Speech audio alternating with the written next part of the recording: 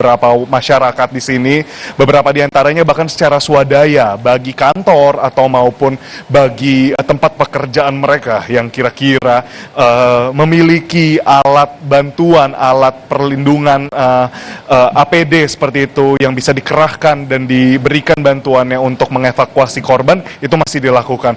Tadi pun dari kami sempat berbincang dan juga melihat apa yang terjadi di lokasi, banyak sekali warga yang ingin terus masuk ke dalam villa karena memang dari Villa Nusa Indah ini sendiri dinyatakan masih banyak orang-orang yang belum terevakuasi sampai sekarang. Di antaranya terdapat lansia, anak-anak, dan bahkan juga beberapa dewasa muda lainnya. Nah, untuk angka sendiri kami masih terus memastikan karena sampai sekarang untuk pihak dari Basarnas, tim gabungan Basarnas yang bisa kami gali informasinya masih terus melakukan evakuasi, dan jika dilihat dari peta yang kami tadi dari perjalanan kami menuju ke sini, ketika kami ingin bahkan menyusuri jalan untuk berada ke pos pantauan dan pos laporan warga untuk menyatakan ada korban hilang atau ada korban yang tertinggal di rumah masing-masing, itu membutuhkan waktu lebih dari 1 jam menempuh dengan mobil.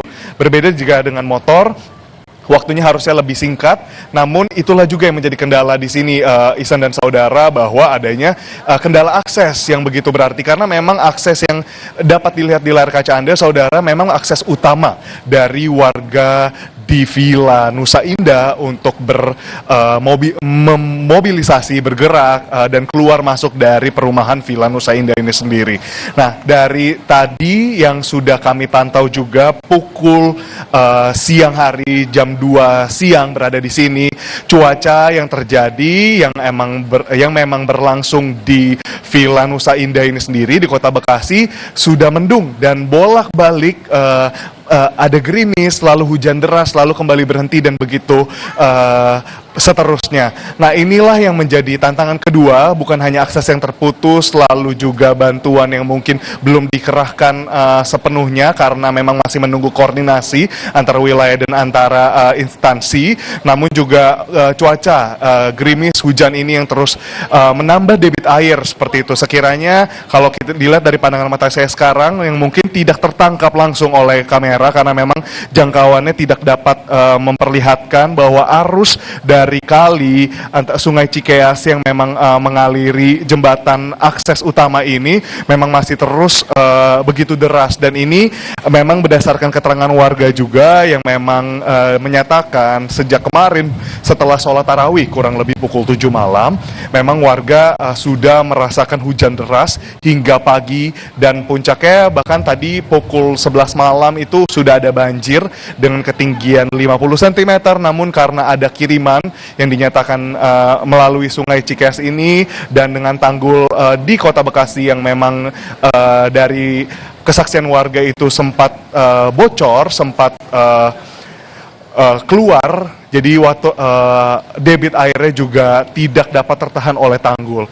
Nah, selain itu, Ihsan dan saudara, yang menjadi perhatian bersama adalah bagaimana warga yang terus ingin melakukan evakuasi secara mandiri. Nah, ini tentunya sangat berbahaya karena memang kalau dilihat dari jalanan yang tertutup air, ini airnya berwarna pekat coklat, tidak dapat terlihat jalanan lagi, dan bahkan dari tempat saya berdiri sekarang, tempat saudara bisa menyaksikan visual yang ditunjukkan oleh juru kamera kami, itu memperlihatkan bahwa kurang lebih sekitar 1 kilometer dari tempat saya berdiri sekarang, itu kedalaman airnya sudah berbeda jauh.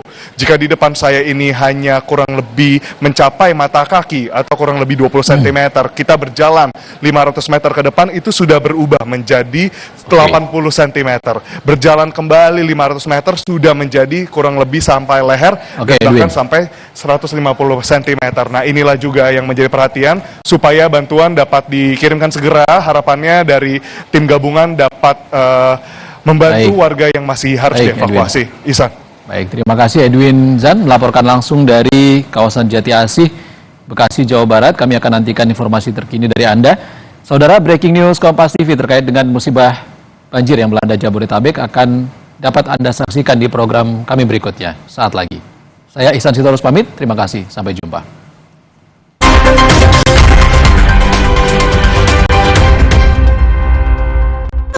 tinggi optimal.